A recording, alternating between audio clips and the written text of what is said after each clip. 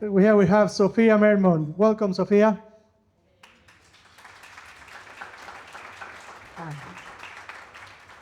Thank you, everyone. Lovely to see you all here today, giving up your nice Sunday to be here, basically.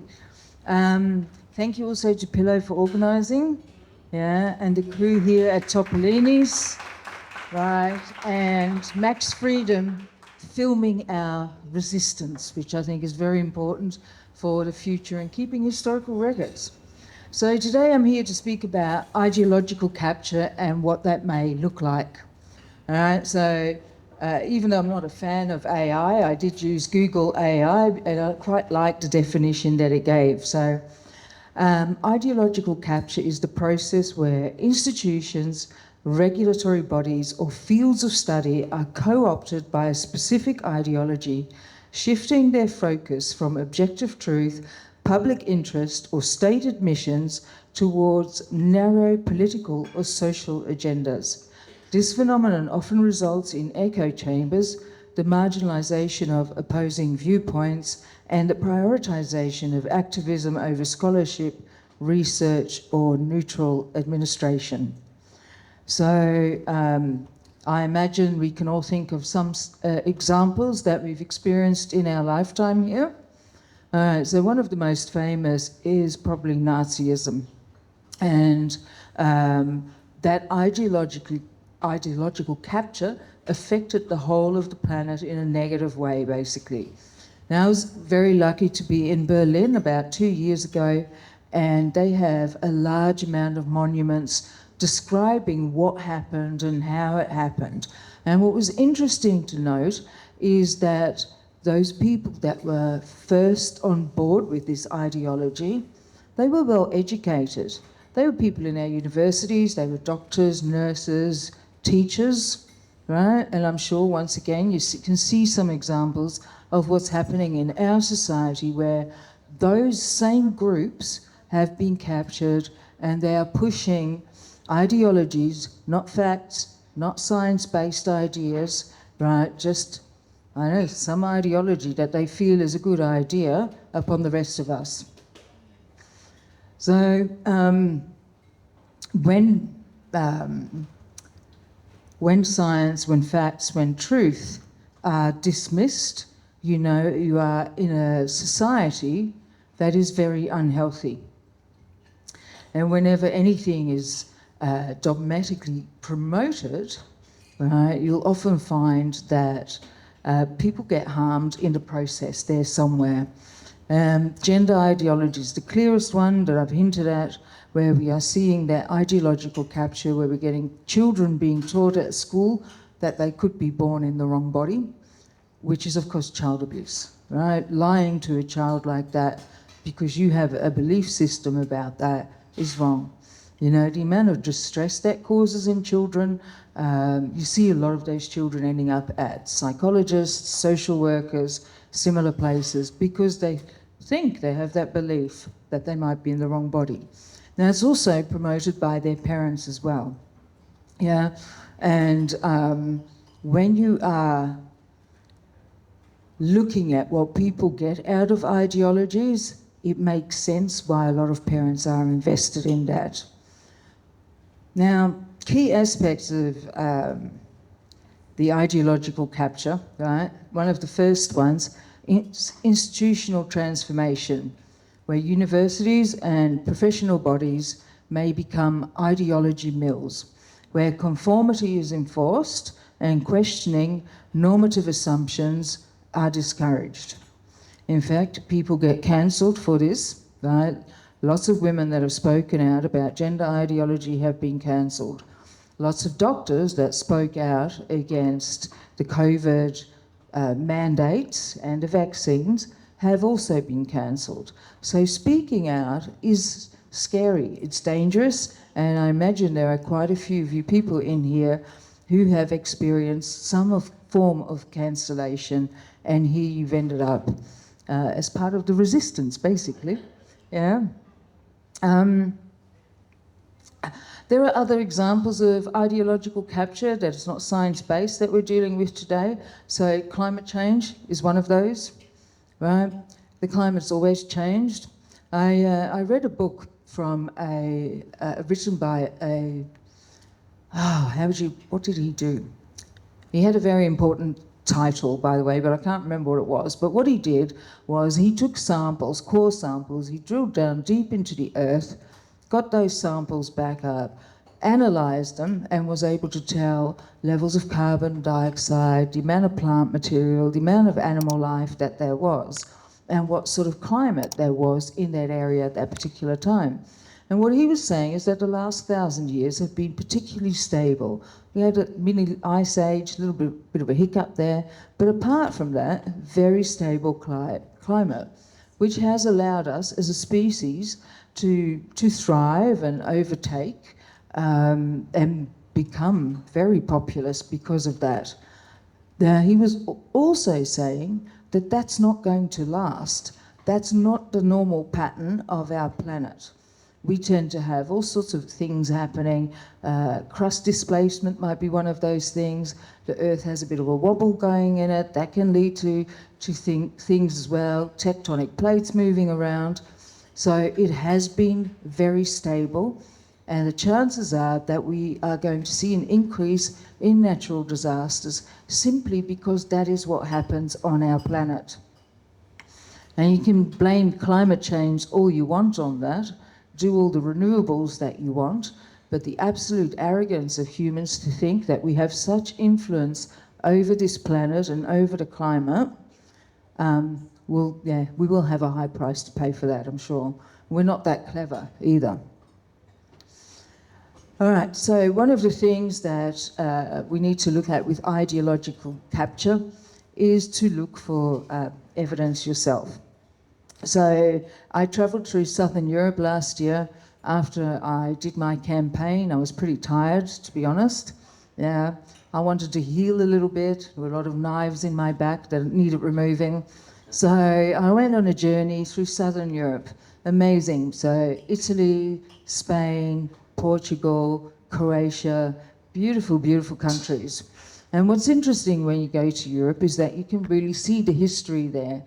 Right, we went to Croatia where Game of Thrones was filmed, and most of you would have probably seen that.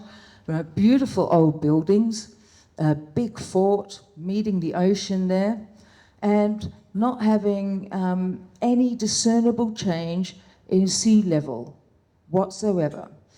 Right, those buildings were still there, the jetties were at the same height, boats would still be able to tie up to those jetties, because it was the same as it was 200 years ago, 200, 300 years ago even. So when we're looking at climate change, and in particular what they were talking about initially was global warming, we're going to see the ice caps go down, sea levels are going to rise, and yet we're not seeing any evidence of that, right? So when you're looking at ideologies and what they teach you, always look out there, right? Trust your eyes. Okay, it's that simple. There are natural fluctuations in seawater levels. That happens. Just like I said, our planet is quite dynamic. We've had a very stable 1,000 years. That's going to change. But in the meantime, there's not a lot of evidence of seawater levels rising.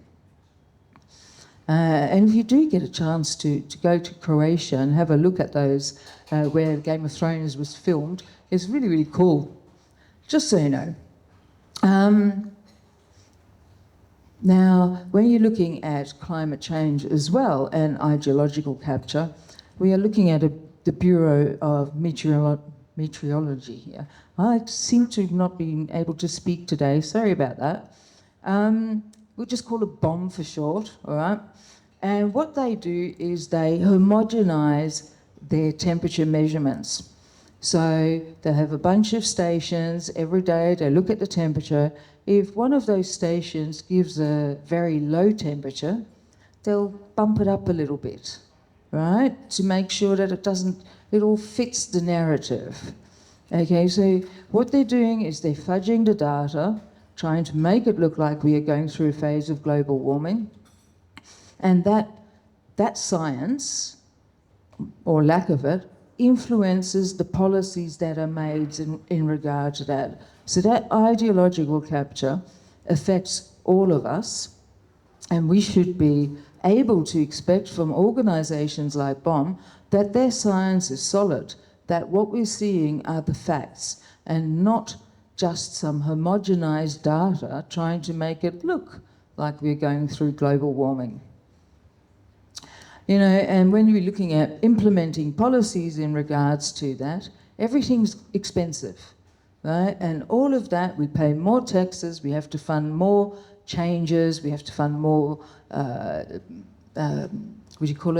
funding for wind turbines and things like that. All of that just cripples our economy. And that then directly affects the cost of living. Then we're looking at housing. All of that just dominoes through our society. All right, now, so regulatory focus is one of those things that's also captured.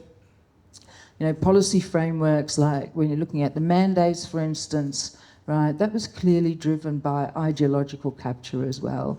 And that capture had gone on to the health department, where it spread through the whole of our society. Okay.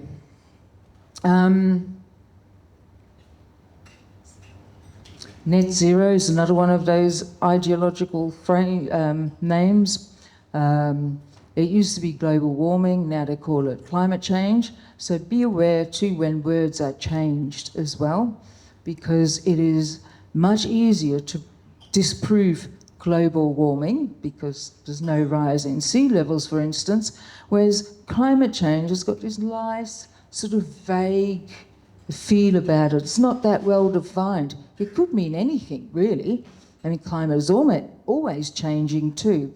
So the changing of language that is presented to us also helps to carry certain narratives through our society. So net zero is a clear one of that. The renewables are clear for that too. And just to clarify, we do need to look after our planet, by the way. I'm not saying we shouldn't do that. Reduce our footprint, make sure that we don't make more species extinct, all of that. But it needs to be science-based.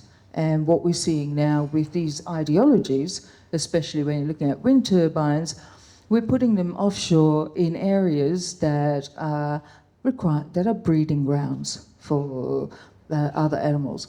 Interesting thing too about wind turbines, offshore wind turbines, that a lot of people don't know, and this is pertinent to Australia but also very much to the US, is that they interfere with radar readings.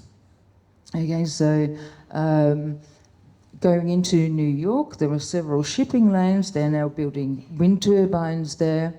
They won't be able to tell if there's a Russian submarine in there. Okay, and those lack of defences through ideological capture can affect all of us negatively as well. So it's not just little things that can be affected, but literally our whole life can be affected negatively in really weird ways when you think about it.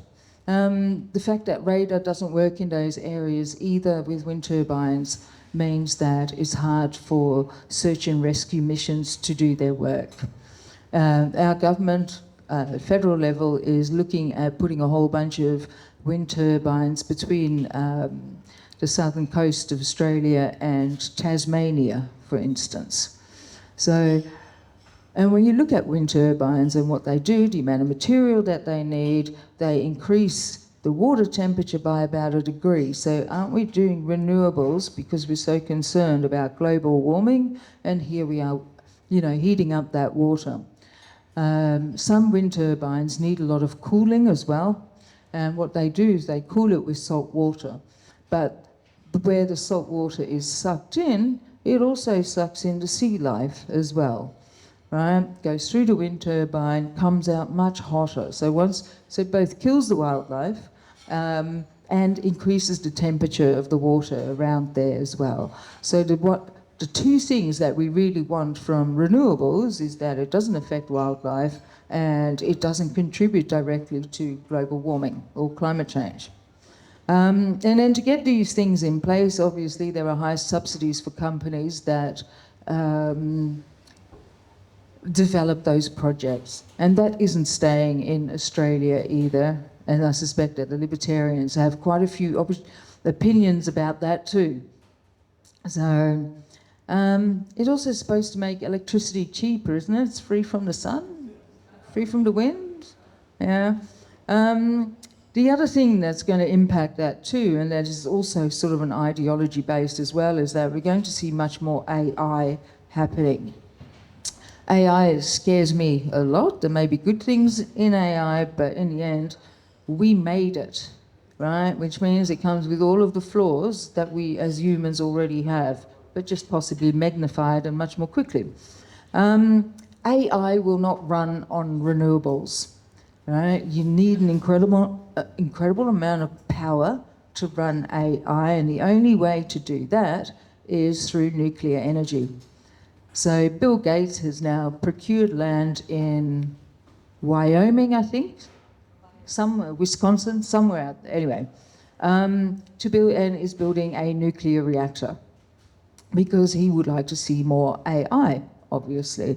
So all that talk that he did about, you know, save the planet, reduce greenhouse gases, get rid of cattle, all of that, none of that really, he doesn't really believe any of it, yeah? If you believe all, you know, we really need to look after the planet, and then all of a sudden you go nuclear. Having said that, nuclear energy may well be one of the options that we need to consider in the future. It's just interesting to see how Bill Gates has come up twice in conversation now. He's a dangerous man. I fully believe he's a sociopath. And yeah, he has way too much influence, and he's ideologically driven as well. Yeah, he fully went for the vaccine thing, he fully went for the renewable energy, fully went for the vegan or vegetarian thing, none of which actually have a good deal of science behind them. And it was a good day when Beyond Meat failed, by the way. All right, now our exposure to ideologies and our ability to, or weakness in a way, to be influenced by them is very much supported by the media and social media. And when you're looking at social media, it's very easy to get stuck into your little echo chamber. You can go down any rabbit hole, right? You're massaging those algorithms, and all of a sudden you believe that the whole rest of the world believes the same that you do, and you feel very validated in your point of view. Yeah, and we're social creatures. One of the ways that you know, one of the instincts that drives us is conformity. So that makes us more vulnerable to ideological thinking as well. So, and as the algorithms have become more and more specialized, it becomes very easy to convince yourself that you are correct of something. Our media does the same, obviously.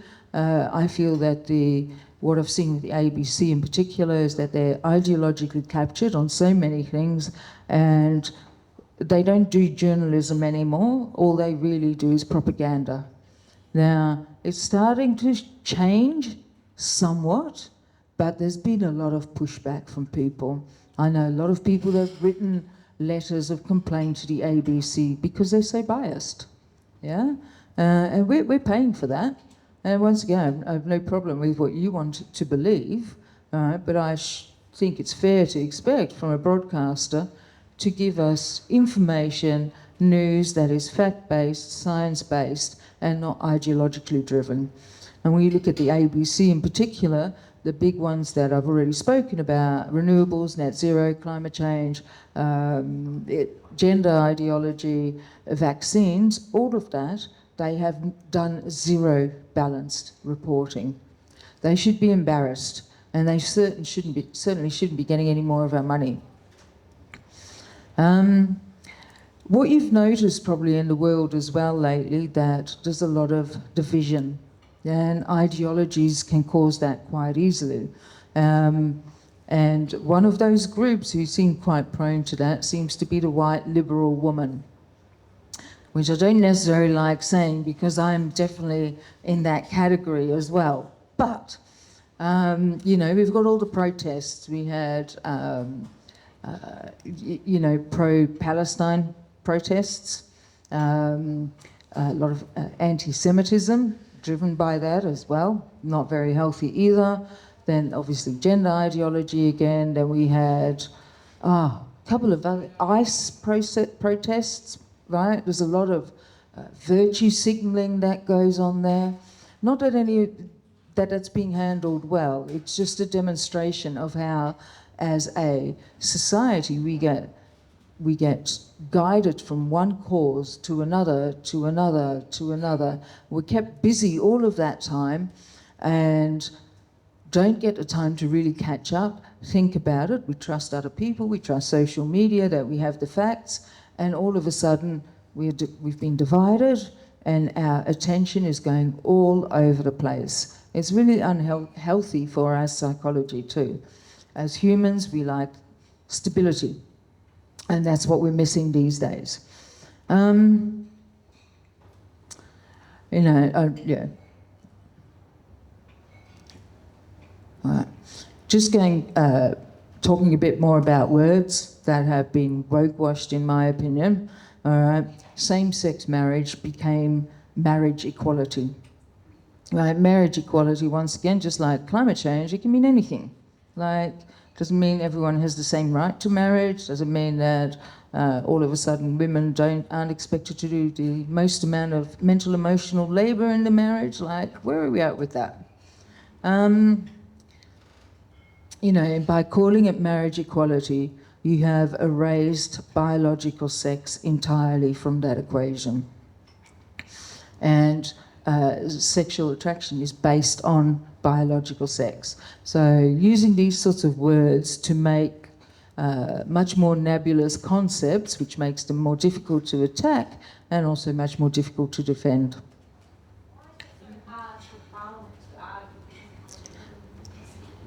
I'm a bit deaf, so I have no idea. You can come up here and ask the question. All right, now, when we're looking at ideological capture in regards to different professions, it's almost like a contagion sometimes, and we've seen that with the gender stuff, where the patient care has become ideology-based versus science-based. It ignores the actual condition of the patient that's coming in with depression, anxiety, PTSD or ADHD or similar sort of things, focusing entirely on the gender stuff. So people get harmed with that. Now, those are the doctors, the nurses and the educational institutions that are mostly associated with that. There are also, in regards to, you know, climate change, a lot of climate change scientists out there, but there are people out there too speaking up against that. Ian Plimer is one of the famous ones, probably. Yeah, he's been cancelled as well. He disagrees with all of this climate change science. I've got a few of his books. He's researched everything. There's a lot of references in there. He's not just saying things like that. So I think he makes a very valid point. Yeah. But because he goes against the main narrative, he gets cancelled. Jasmine Sussex, who don't know if you know about her, she's a psychiatrist that's spoken out about gender affirmative care in Queensland, I think. So she was not allowed to work for a while and she has been overlooked for promotions. Kirley Smith, Sal Grover, also with the gender stuff. But there are also lots of doctors as well, like Dr. Sally Price, Dr. Maile Trung. They're banned by APRA. So I was with APRA for quite a few years as a Chinese medicine practitioner, and I have not renewed my registration. They can literally go and do all sorts of things to themselves. I would be quite sweary there. Anyway, The ideological capture of APRA is quite interesting because they are contradicting themselves. If you want to be registered with APRA, you have to prove, show your diplomas. I had to show case studies of patients, of what I've done with patients. You have to prove that you are qualified and you are safe to be out there treating patients. Right? If they had any concerns about that, they wouldn't register you. So here's a registration body that checks your education, allows you to register for a fee, of course, a yearly fee of about $500 for me, that was. And then all of a sudden they start telling you that that you don't know how to treat your patients. You don't know what care they need, and you must inject them with mRNA injections. Right, so it's contradictory because APRA has already checked all of our qualifications and said, yeah, you're good to go. We'll accept your money for the registration, you're good to go. And then all of a sudden they're saying, you're not qualified to make the best decisions for your patients. And then cut you off. So you can't have it both. You're either qualified or good enough, or you're not qualified and good enough. Which is it? So APRA is one of those organisations that needs to be changed. Yeah, it needs to go back to being a registration body to make sure that everyone's educated, that you've all got the right qualifications, and not to a political activist body. And I think that APRA is probably one of the clearest examples that we can see in our society where they were captured and lost their way. It was all about patient safeguarding, and then it wasn't. So very harmful. Now, why are we so prone to ideological capture? Because we all have been captured at some stage, right? We've got lots of examples out there. Extreme Islam is an ideology. Any extreme religion or cult is ideological. The Unabomber was driven by ideology. Incels, with their hatred for women, I don't know, do you all know what an incel is? Involuntary celibate men who feel that women owe them sex, and they get so upset about it that they form big enclaves online in the manosphere. Yeah? We don't owe anyone sex, all right? Just get that straight. So there's an overlap between, ideologies that can be in any sort of part of our society. Why we like ideologies? Yeah, they're very seductive. Yeah, they make you feel a little bit special, a little bit better than the other people who don't believe in that stuff around you. Yeah, you end up with a lot more friends all of a sudden. They all believe the same. You're validating each other. I mean, the dopamine hits that you get with that are massive. Yeah, you continually get validation, affirmation, you're doing the right thing, you're a good person, look at you out there, fighting ICE, or even, yelling, globalized infantada by Grace Tame, which was hugely inappropriate, right? Saying things like that. But she got a lot of online praise for that too. A lot of dopamine right there. Part of it is also because we are group animals, social animals. We are conformist, right? And we all want to be liked. We are driven by that. That's one of the main psychological drivers of our behaviour, is to be liked out there. You can get rid of that, by the way. And menopause helps a lot with that. Just saying. All right. And we've seen, mothers who are transing their kids who are online and, we love you so much for how you accept your kid, and all of a sudden they're a minor celebrity online or in their community. It feels really nice to have all of that happen. Makes you feel really good. It also makes you change your behaviour to get more of that.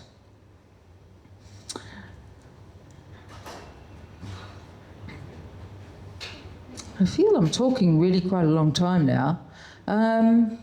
So one of the hallmarks too with ideological capture is the lack of nuanced thinking. Everything becomes really black and white for those people. Yeah, one thing's good, the other thing's bad, and there's no grey in the middle. And when you look at us humans in general, when you look at our opinions, our needs, the way we want to live our life, we all fit under the bell curve. Right? Most of us are sort of in the middle there somewhere. We're quite happy with that. We trust news sources. We all want to be part of that group. So, and nuanced thinking is one of the things that can block us from connecting to others. When you have questions that they don't want to answer, they're a bit too difficult. People don't like to be confronted with that. You know, and we're also all a little bit lazy, part of our survival instinct as well. It's much easier. You use much less energy when you're being lazy, right? So that's one of our drivers. We want to be liked, and essentially we're quite lazy. But, you know, there's a whole bunch of good humans in here nonetheless. And when you're living in this fast-moving world, it can be hard to dig down to the truth. There might be things that you don't want to hear in that truth. You may find out they're actually entirely incorrect, right? And when you've invested yourself in an ideology, right, it becomes much more difficult to extract yourself from it. So you don't want to confront yourself with these things, so you might even avoid doing more research. You might avoid finding more of the nuances that you need to form a solid argument. None of us want to be wrong. We all want to be right, pretty much all the time as well. And some of us are, of course. Anyway. All right. The same with, you know, nuanced thinking, critical thinking, all of those things. Those are skills that we really need to practice, right? And you learn it. It's not something that you're necessarily born with. You have to learn to really think critically. Is this true? Does it make sense? What am I seeing out there? What is the media saying? What are the algorithms doing on my Facebook? Right? All of those are factors to help you decide whether you're captured by an ideology or not. And it takes a bit of work, like I said. Now, one of the ways too that you can help combat ideologies is by not engaging with the media quite so much, not engaging with social media quite so much. You know, there's a lot of keyboard warriors out there who feel they're doing the best, they're really telling people off, they're really telling you what you should be thinking, and they're getting dopamine off that, by the way, all the time. So they're just dopamine mining out there. Disconnect from that. Go out there. Go to these events that Pillow was talking about. Go connect with people in real life, you know. And we're all different. We all have opinions, right? And we all have opinions that other people aren't going to like.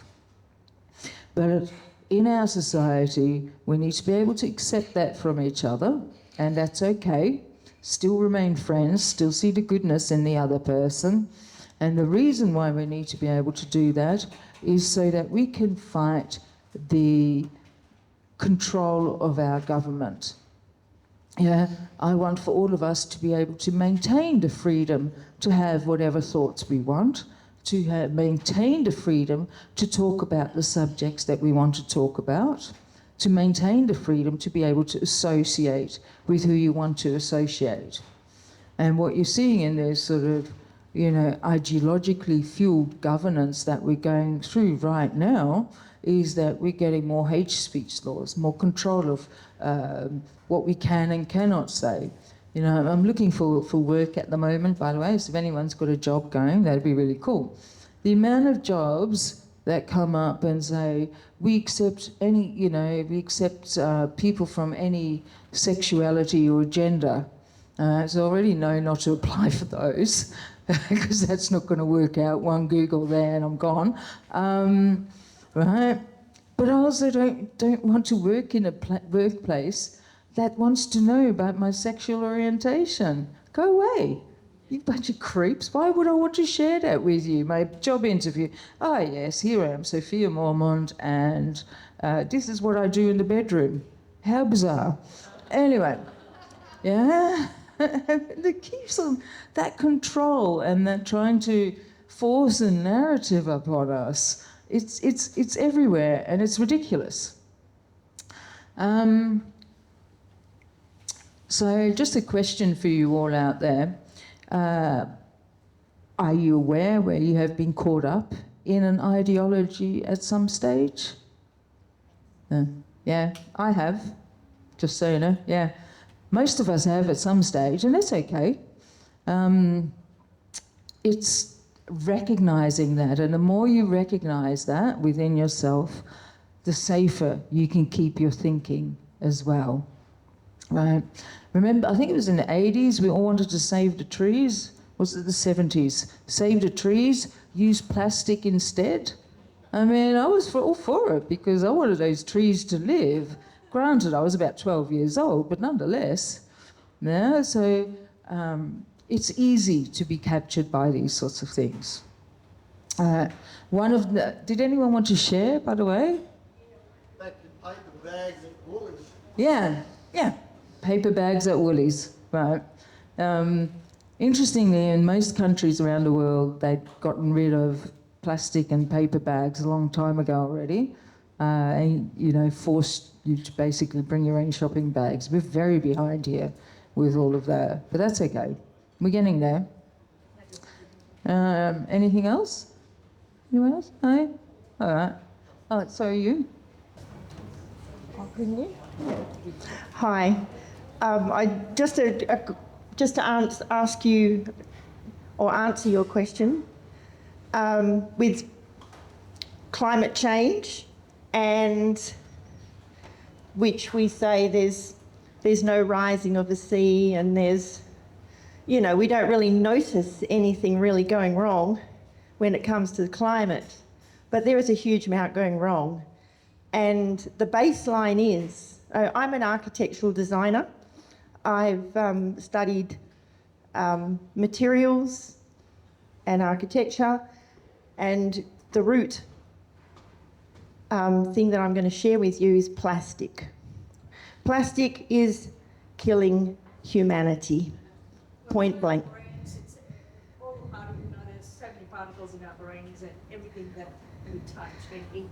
Yeah, they're now talking about the microplastics. And, so let's go right back to the beginning of when they started mining oil,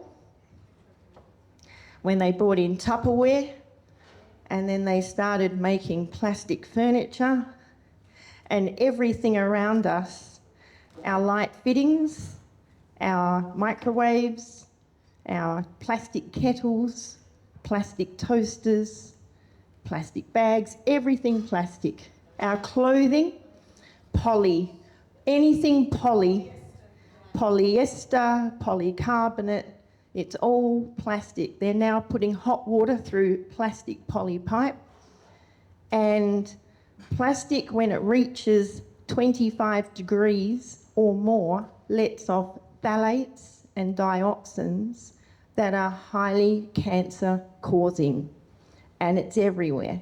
Plastic is left on the ground to get hot in the sun. The internals of our car are made from plastic. We leave our car sitting out in the car park like it is now.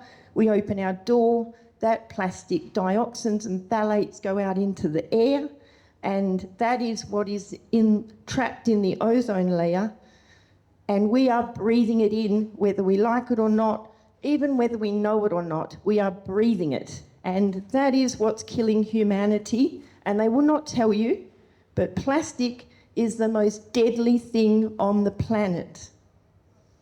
If I was a conspiracy theorist, I would say it's purposeful. I know, you can blame 12-year-old me for that, because I was trying to save the trees. Right?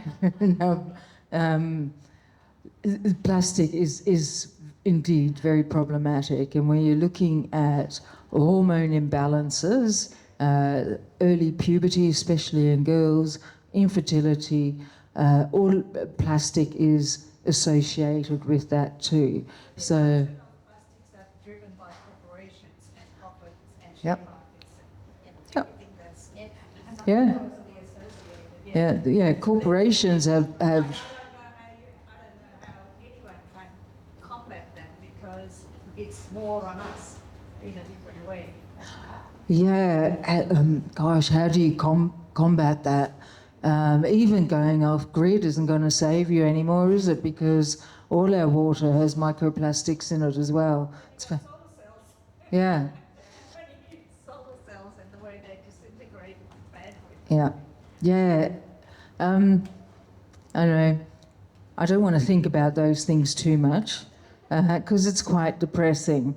And whilst I'm aware of all of those things, we live in Perth here. We live in a beautiful part of the world, and while there may be things going on that are not great, we are free, right? We're in a restaurant. We're all well fed. Most of us have somewhere to live.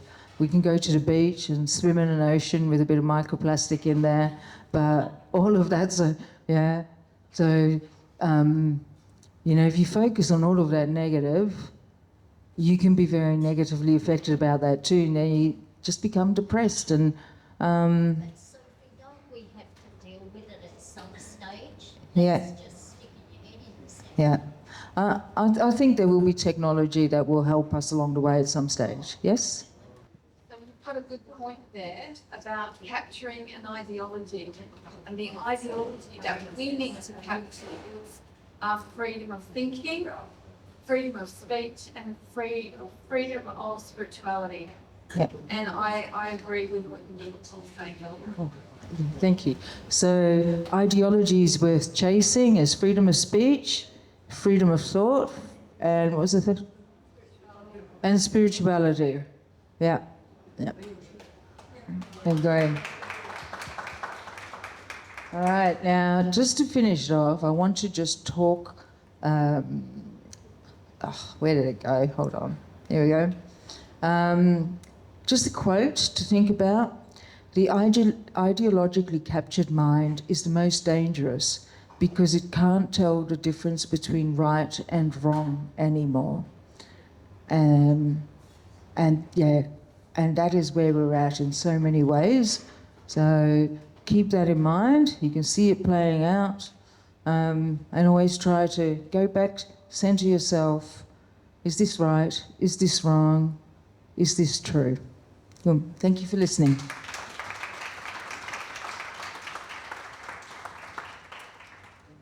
You want to take more questions? If there's any more? I can do more questions. Is there any questions? Yep. Yeah, I've got a question. What? There seems to be an ideology that is an enemy to mankind, right? How do you work out what is a good ideology and a bad ideology? Okay. So the question is, how do you work out what is a good ideology and what is a bad ideology? I guess if you're not allowed to ask questions, right, that's probably one of the main things, because if you have something that's really valid and good, you should be able to ask any questions and answer appropriately and defend your point of view. I'd say that is, right? As soon as you start to self-censor, right, then you know something's wrong as well. You're looking at freedom of speech, but also when you're looking at gender ideology, people who have trans and then come out of that say things like, I wasn't able to talk about the fact that I felt I'd made the wrong decision, right? So that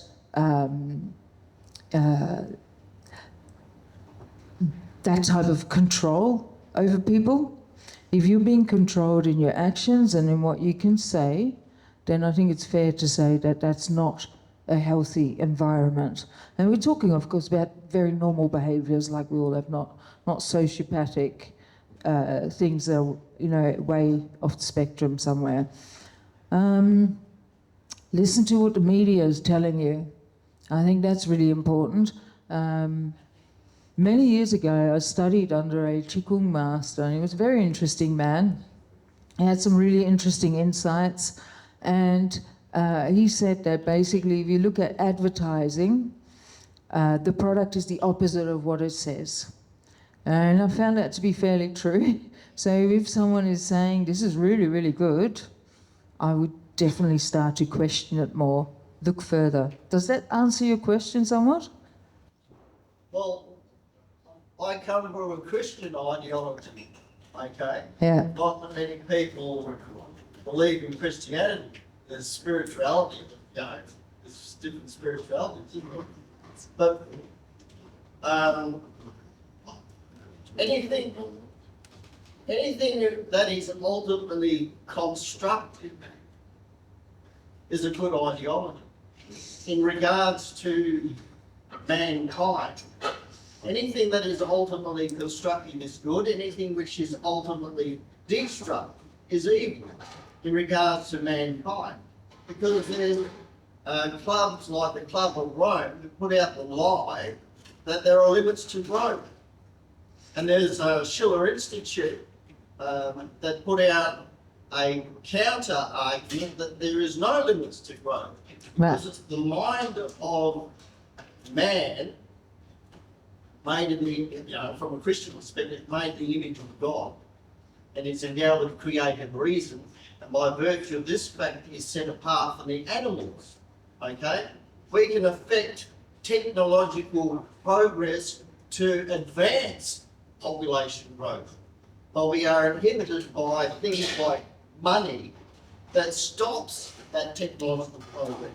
So ultimately, anything that is ultimately constructive is good, and anything ultimately destructive is evil. And if you follow the Christian gospel, the Christian faith, that naturally falls into that. And there's a lot of constitutionalists who are into New Age and New Thought and all that sort of thing, but they don't see the basis of where the power lies in the scripture, because common law is common to God who gave it and common to man who received it. It's what's the Bible. It's what Luther changed Europe with, and all he did was preach the gospel, what the book said, and destroyed Rome and their power. Okay. Interesting points that you make. I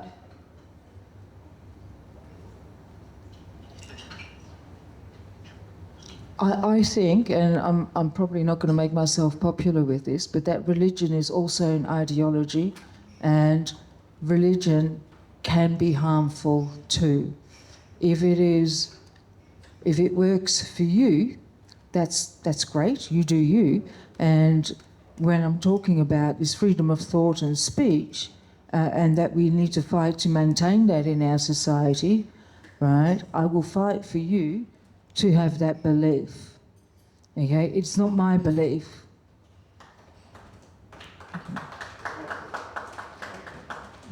Okay. I think that most things, let's just take ideologies, should be in the same way that, say, science is often put to a peer review, right? Yeah. It should be put to the same test. And also, nothing should be imposed on a people or anyone. I probably believe in a whole load of things that would, like, people think crazy, but I won't impose that on it. No one should impose an ideology on anyone else. Yeah. Yeah. I think a peer review is the fairest way, in the way that science reviews, peer reviews are done, and medical reviews, exactly what they used to be anyway. Yeah. Well, look, I fiercely believe that we should all be able to believe in what we want to, yeah, but there needs to be a boundary there about where you believe in one thing and then you want everyone else to believe in that one thing too. That's not how this is going to work, right? Yeah. Yeah, because if we're going to throw all of our opinions out here, I can tell you that we're all bloody weirdos. Yeah? We've all got some really interesting belief systems going on. And there's nothing wrong with that. We all need to create a frame of reference to be able to function in this world. And whatever that looks like for you, as you don't negatively affect other people, then that should definitely be allowed and promoted. But I'm sure that also if we go down to some of our deep beliefs and opinions, that there might be people that are offended at those beliefs and opinions. And that's where the division comes in, right? If you are offended at some of my beliefs, then you might not like me. And then we will lose each other in the fight to make sure that freedom of speech is maintained. We have to overcome that. We have to be able to disagree on things without starting to hate each other. Because, like I said, we've all got ideas and frames of reference in our brain that we function with. And for some people, yeah, like I said, it could be seen as offensive or wrong. All of that aside, and then keep on focusing on that. We want for everyone to be able to believe whatever they want to believe in. Whether you agree with their belief or not. Now, in those beliefs, once again, they're your beliefs. They're not for you to foist up on everybody else around you. So, and which is why I will continue to fight for free speech as well. I don't like everybody's opinions. Some opinions are just downright dumb, yeah? But that is your right to have that opinion. Yeah, that's what makes us human. You know, when you're then looking at ideological capture, it is about not allowing people to have different opinions. Yeah, and I think that's really dangerous territory to go into. And that's what we're seeing with the hate speech laws and all those sorts of things going on.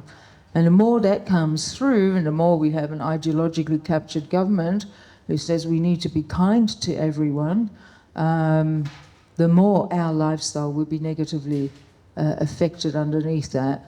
You can't be responsible for other people's feelings all the time. Yeah, that's not my job. You're the other person. You regulate your own emotions.